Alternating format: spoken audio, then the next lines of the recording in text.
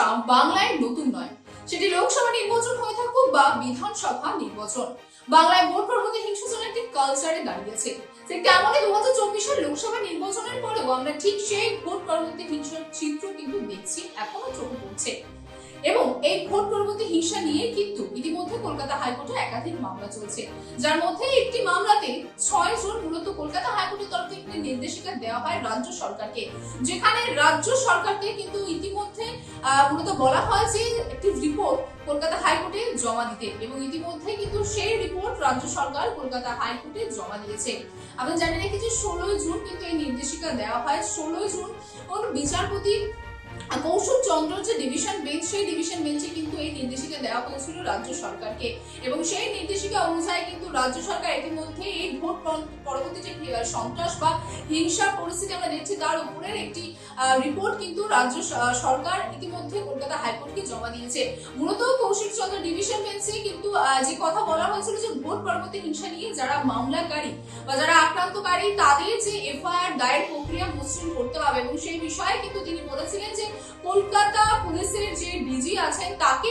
তার যে email ID, সেই ইমেল আইডি কিন্তু মামলাকারীদের কাছে দিতে হবে, যাতে অতি সহজে কিন্তু তারা সেই ইমেল আইডিতে মেইল করে তারা কিন্তু তাদের আবেদনের যে অভিযোগ, সেই অভিযোগ কিন্তু তারা তুলে ধরতে পারে।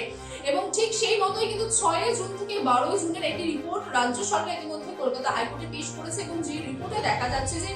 560টি অভিযোগ কিন্তু 6 জুন থেকে 12 জুনের মধ্যে হয়েছে, এবং সেই অভিযোগের রিপোর্ট জমা দিয়েছে, যার মধ্যে কিন্তু একাধিক অভিযোগ আছে যা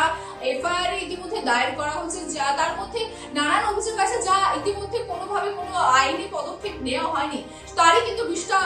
বলতে পারেন বৃষ্টিত যে বৃত্তান্ত যে তথ্য, সেই তথ্যই কিন্তু এই তথ্য বা তদন্ত যে রিপোর্ট, সেই রিপোর্টের মাধ্যমে কিন্তু কলকাতা হাইকোর্টের কাছে পেশ করেছে রাজ্য সরকার, যার মধ্যে আপনাদের প্রথমেই জানিয়ে রাখি যে যেমনটা বললাম এফআইআর একাধিক যে অভিযোগ, সেই অভিযোগের মধ্যে একাধিক কিন্তু অভিযোগকে এফআইআর ইতিমধ্যে দায়ের করা হয়েছে। যেমনটা কলকাতা হাইকোর্ট থেকে বলা হয়েছিল যে অভিযোগ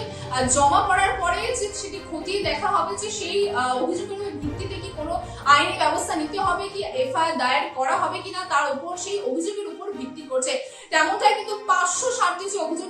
জমা পড়েছে, সেই 560টি অভিযোগের মধ্যে এই মুহূর্তে কিন্তু 107টি অভিযোগের এফআইআর দায়ের করা হয়েছে, যার মধ্যে 92টি অভিযোগ কিন্তু মূলত মনে করা হচ্ছে যে ধর্তব্য যোগ্য নয়, অর্থাৎ তার উপর কিন্তু কোনো রকম কোনো আইনি কারবাই কিন্তু করা যাবে না, কোনো রকম কোনো আইনি ব্যবস্থা কিন্তু তার উপর নেওয়া হবে না, কারণ সেই অভিযোগগুলি মূলত কিন্তু ধর্তব্য যোগ্য অভিযোগ, যার মধ্যে অপরাধ কিন্তু পাওয়া যায়নি। তারপরে চলে আসবে 114টি যে অভিযোগ আছে, সেই 114টি অভিযোগে কিন্তু মূলত প্রাথমিক যে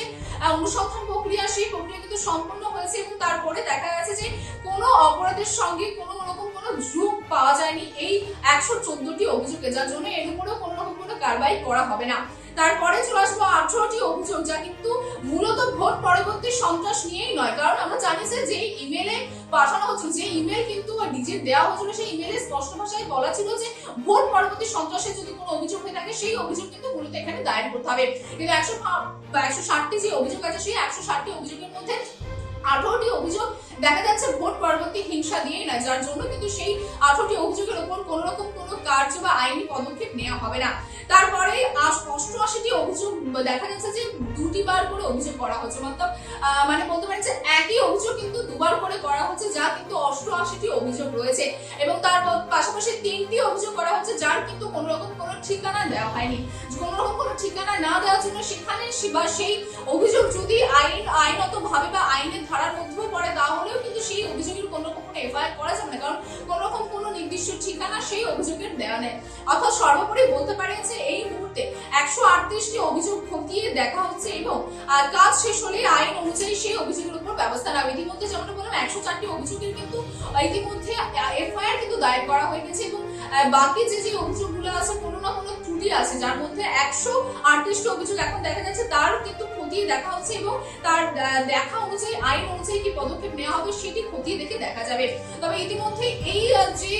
নথি বলতে পারেন, এই রিপোর্ট কিন্তু রাজ্য সরকার কলকাতা হাইকোর্টে কিন্তু তারা জমা দিয়েছেন। এবার কলকাতা হাইকোর্টের তরফ থেকে কি নির্দেশিকা দেওয়া হয় বা এই যে বাকি যে রিপোর্টগুলি আছে, সেই রিপোর্টের উপর রাজ্য সরকার কি ধরনের কি পদক্ষেপ নেয়, সেই বিষয়ে নজর থাকবে আমাদেরও।